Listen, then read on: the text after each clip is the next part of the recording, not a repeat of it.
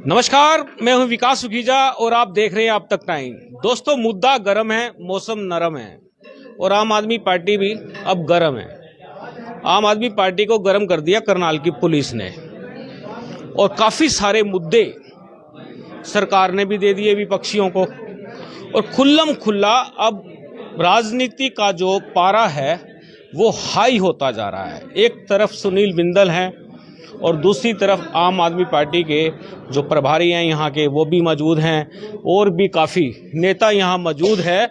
विषय क्या है, ये प्रेस कॉन्फ्रेंस किस लिए बुलाई गई है, ये जानना बड़ा जरूरी है। किस लिए बुलाई गई है खासतौर पर ये प्रेस कॉन्फ्रेंस? आज इसलिए बुलाई गई है कि कल चौटाला गांव से जिला सिरसा से कुछ सामाजिक मुद्दों को लेकर ग्रामीण लोग यहाँ मुख्यमंत्री के आवास पर पहुंचे थे। ज्ञापन सौंपना था और मुख्यमंत्री से संवाद करना था।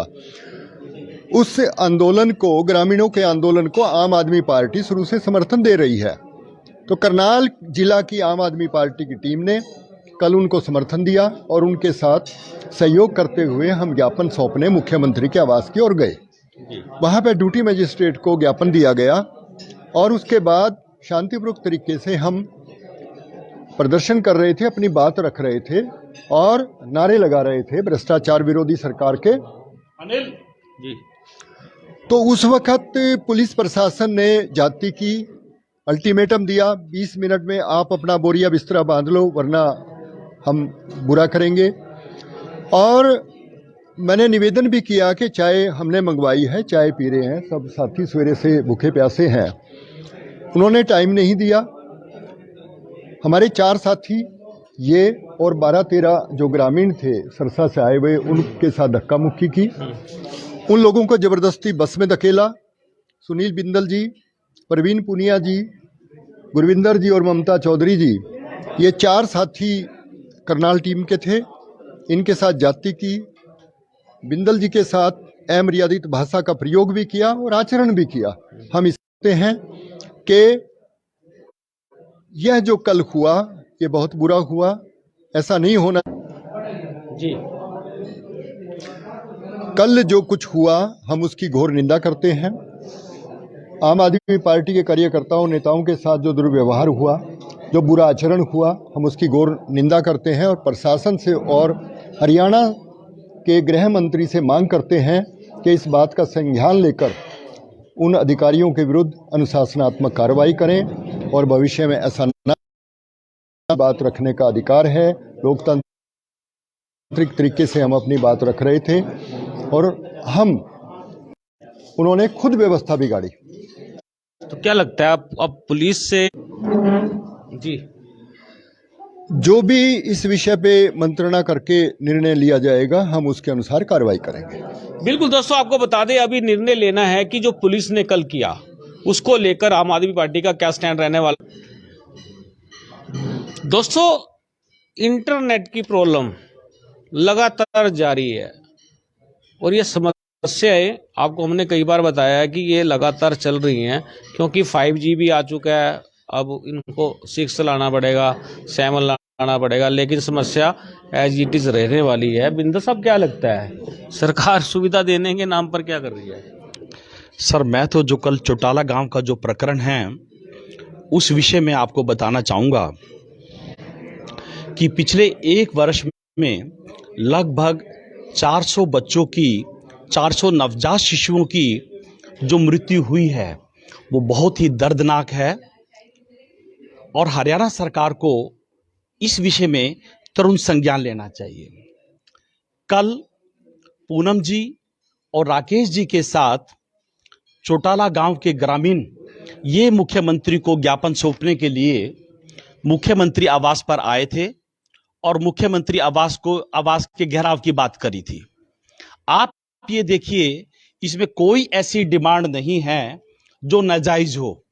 वो क्या मांग रहे हैं? वो मांग रहे हैं कि 400 नवजात शिशुओं को इलाज के अभाव में मृत्यु हुई है। वहां पर 11 MBBS डॉक्टरों के पदों में से केवल 2 पदों पर नियुक्ति हुई है और पिछले 23 वर्षों से लैब टेक्नीशियन, रेडियोग्राफर सहित ऑपरेशन थिएटर एवं मोर्चरी 23 वर्षों से बंद है। ये जो चौटाला गांव है, हमारे जो जेजेपी के श्री दुष्यंत चौटाला जी हैं, उसी क्षेत्र से आते हैं। और ये जो अस्पताल है चौधरी देवीलाल जी ने बनाया था, जो देश के उप प्रधानमंत्री भी रहे हैं। ये बहुत ही शर्मनाक बात है। ये दुष्यंत भी डिप्टी सीएम है। दुष्यंत जी भी डिप्टी सीएम है जी। आप ये देख लीजिए कि डिप्टी सीएम के गांव में 400 नवजात शिशुओं की मृत्यु हो जाती है और सरकार संज्ञान नहीं लेती। और ग्रामीण कड़कती ठंड में लगभग 12 दिन लगातार चलने के बाद उनको करनाल आना पड़ता है और उनकी रास्ते में और उनके शहर में कोई सुनवाई नहीं होती। उनको मजबूरन करनाल आना पड़ता है। और करनाल आने के बाद क्या होता है वो आपको मैं बताता हूं। करनाल आने के बाद मुख्यमंत्री आवास के पास पुलिस अधिकारियों ने रोक लिया। आम आदमी पार्टी इस प्रदर्शन का समर्थन कर रही थी क्योंकि जनहित का मुद्दा है, ये चिकित्सा से जुड़ा हुआ मुद्दा है। और हमारी सरकार में दो मुख्य बिंदु हैं, शिक्षा और चिकित्सा। हमारा मानना यह है कि यदि आजादी के 75 वर्ष के बाद भी और हरियाणा के 8 साल के कुशासन के बाद भी यदि हरियाणा सरकार हरियाणा के नागरिकों को अच्छी स्वास्थ्य एवं चिकित्सा सुविधाएं प्रदान नहीं कर सकती तो इस सरकार को सत्ता में रहने का कोई अधिकार नहीं है। यह तो होगी पहली बात। दूसरी बात, जब हम लोग इस ज्ञापन को सौंपने आए, वहां पे जो पुलिस की जो कार्यशैली थी, पहले तो हमें यह कहा गया कि भाई 20 मिनट में जगह खाली कर दो। क्या लोकतांत्रिक व्यवस्था में विपक्षी पार्टियों को अपना प्रदर्शन करने का अधिकार नहीं है, अपनी बात रखने का अधिकार नहीं है? क्या ये लोकतांत्रिक मूल्यों का हनन नहीं है? हमसे वहां पे जोर जबरदस्ती की गई, हमको धमकाया गया, अमर्यादित भाषा का प्रयोग किया गया। अंत में जब उन्होंने कहा कि हम आपको गिरफ्तार करेंगे, तो जितने भी हमारे साथी थे वो गिरफ्तारी देने के लिए तैयार थे। गिरफ्तारी के वक्त जिस तरीके की अमर्यादित भाषा, जिस तरीके की धक्का मुक्की पुलिस कर्मचारियों के द्वारा की गई, वो अति निंदनीय है। एक पुलिस अधिकारी ने तो यहां तक कहा कि इस साले को 2 थप्पड़ मारो। वो आप वीडियो में देख सकते हैं और इसको मैं देख लूंगा। क्या एक पुलिस के अधिकारी को यह बात शोभा देती है? यह बिल्कुल जो अमर्यादित भाषा है, आम आदमी पार्टी इसको कतई बर्दाश्त नहीं करेगी। हम करनाल के एसपी श्री गंगाराम पूनिया जी को चाहते हैं कि इस विषय में संज्ञान लें, और जो हरियाणा के जो गृह मंत्री अनिल विज हैं उनको भी चाहते हैं कि इस विषय में संज्ञान लें। और अनिल विज जी के बारे में ये कहूं कि ये जो स्वास्थ्य मंत्रालय है और जो गृह मंत्रालय है उनके पास है। पुलिस की जो कार्यशैली है वो गृह मंत्रालय को देखनी है, और जो चौटाला गांव में 400 से ज्यादा नवजात शिशुओं की मृत्यु हुई है वो स्वास्थ्य विभाग भी अनिल विज जी के पास आता है। ये वो अनिल विज जी हैं जब 10 पैसे 30 पैसे जब पेट्रोल और डीजल के दाम बढ़ जाया करते थे, सड़क पर कपड़े उतारकर प्रदर्शन किया करते थे। आज ये लोग सत्ता में हैं तो क्या ये नहीं चाहेंगे कि जो विपक्षी दल हैं वो अपनी बात ना रखें? क्या ये सरकार, क्या ये मौजूदा सरकार, क्या ये तानाशाही सरकार, क्या विपक्ष से इस अधिकार को छीनना चाहती है?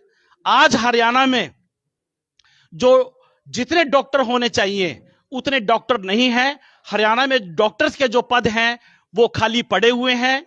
इवन करनाल में जो कल्पना चावला में जो बच्चे पढ़ रहे हैं, एमबीबीएस के जो बच्चे, हरियाणा सरकार ने जो बॉन्ड पॉलिसी इंट्रोड्यूस करी है वो पूरे भारत से अलग है।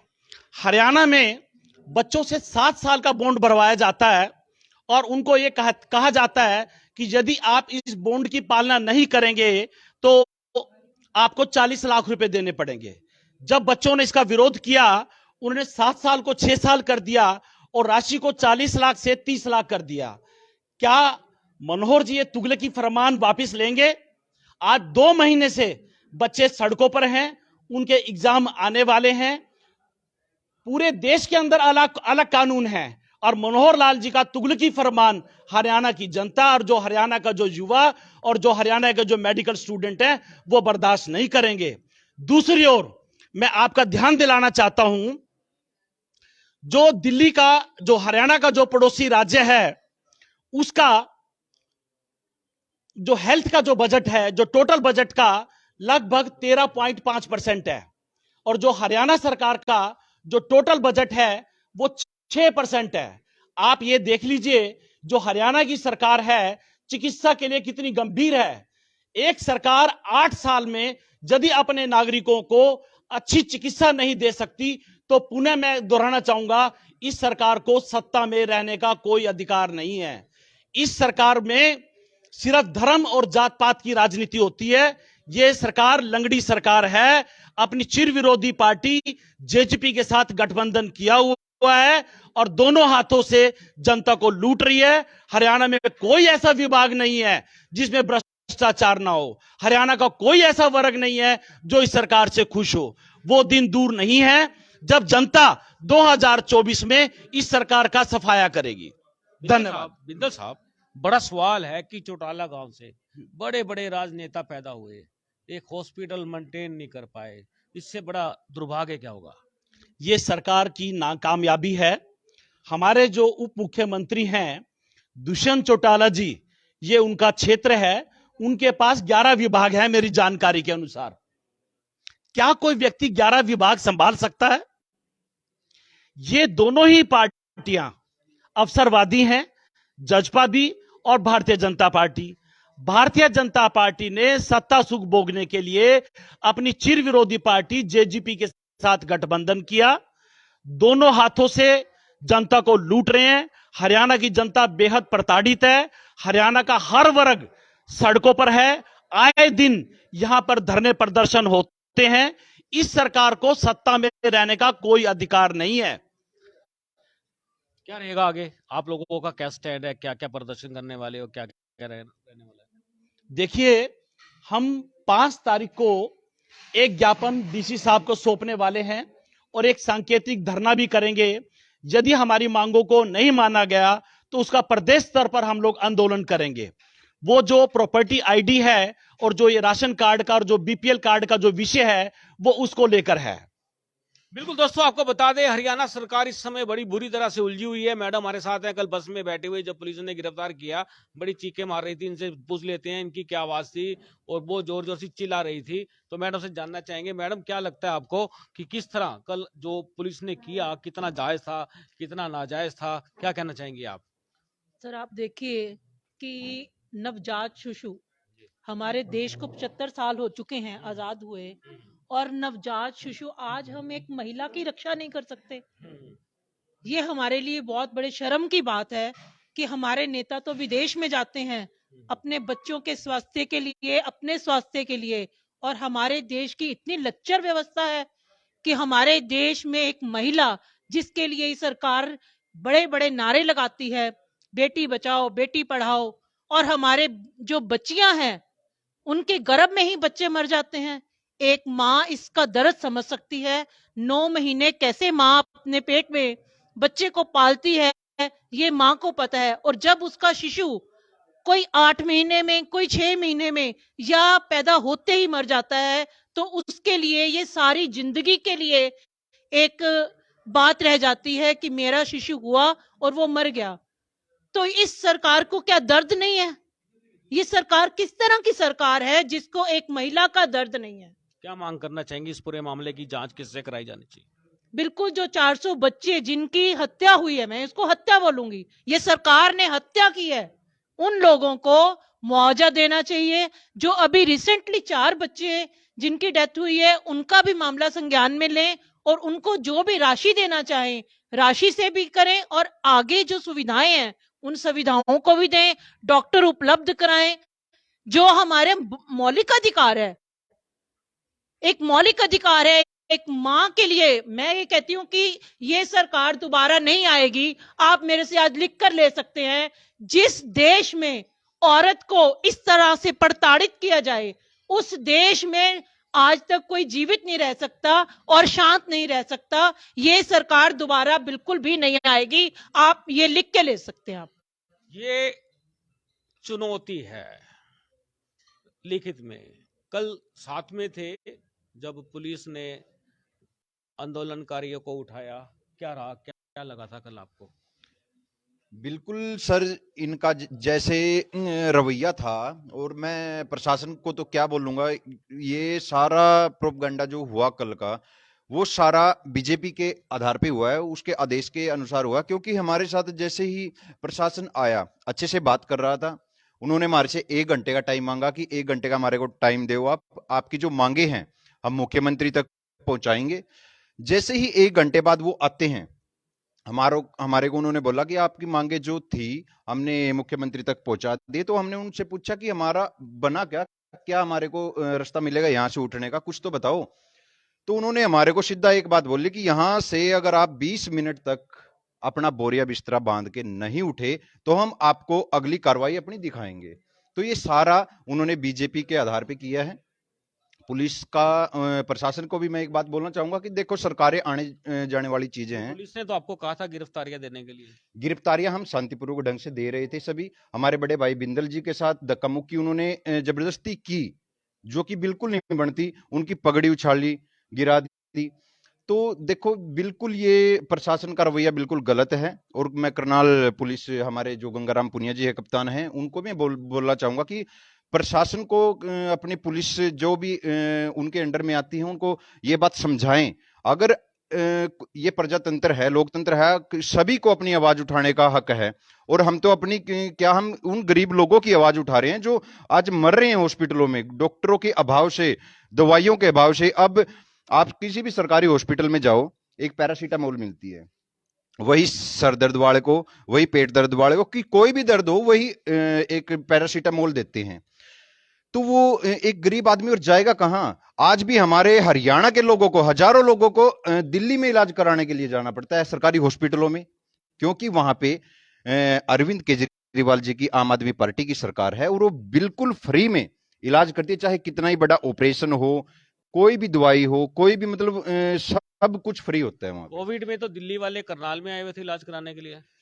कोविड में सर देखो, हॉस्पिटलों का एक अलग से वो है। अब हॉस्पिटल जितने हैं उतने ही भर्ती हो सकते हैं ना उसमें, जितने हॉस्पिटल। और उसके बावजूद भी वहां पे बहुत ऐसी सुविधाएं दी हैं कोविड में। इतनी बड़ी मतलब देश की राजधानी है, इतने बड़ा होने के बावजूद भी, इतनी जनसंख्या होने के बावजूद भी वहां पे बहुत ऐसी सुविधाएं दी गई हैं कोविड में, जो हमारे हरियाणा में तो बिल्कुल नहीं थी।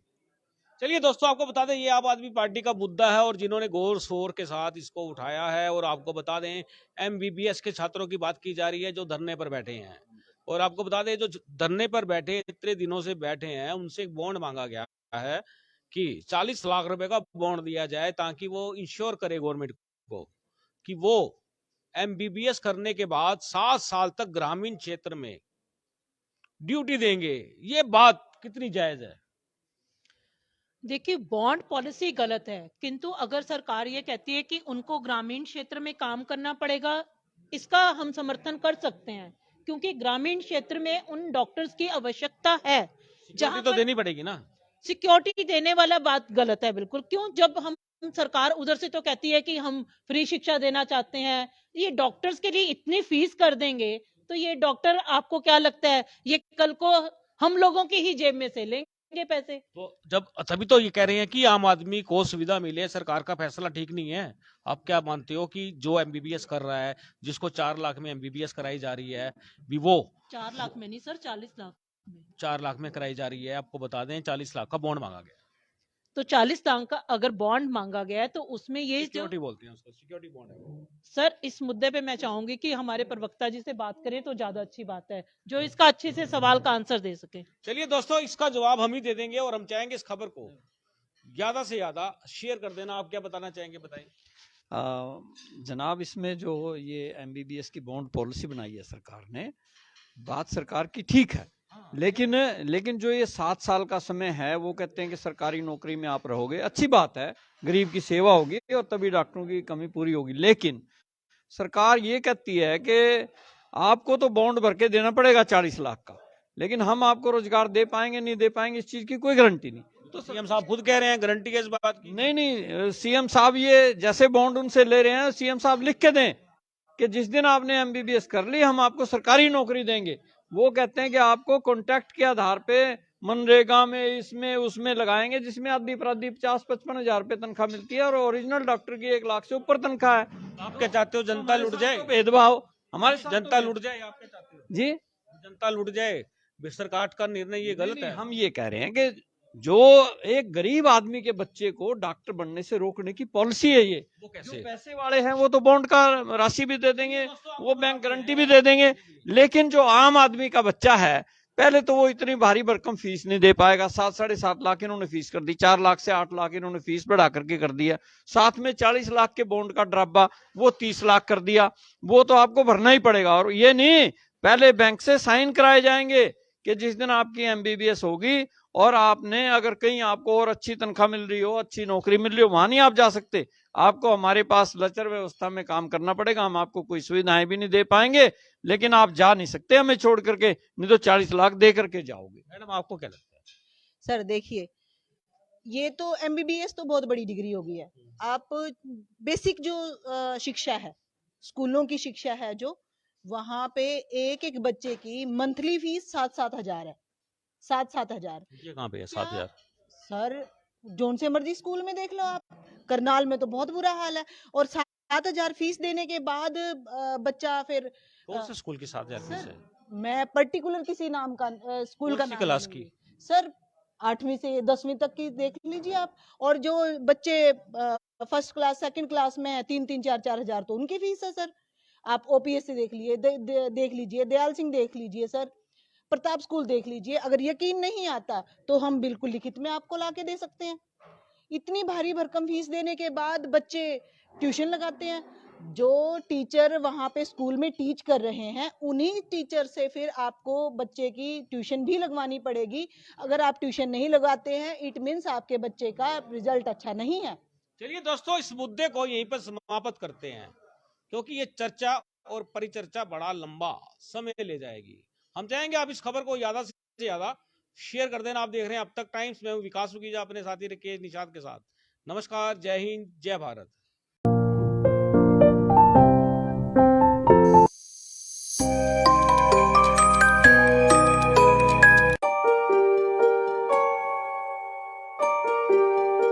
This is important for you and your loved ones. Choose a policy today from Star Health Insurance.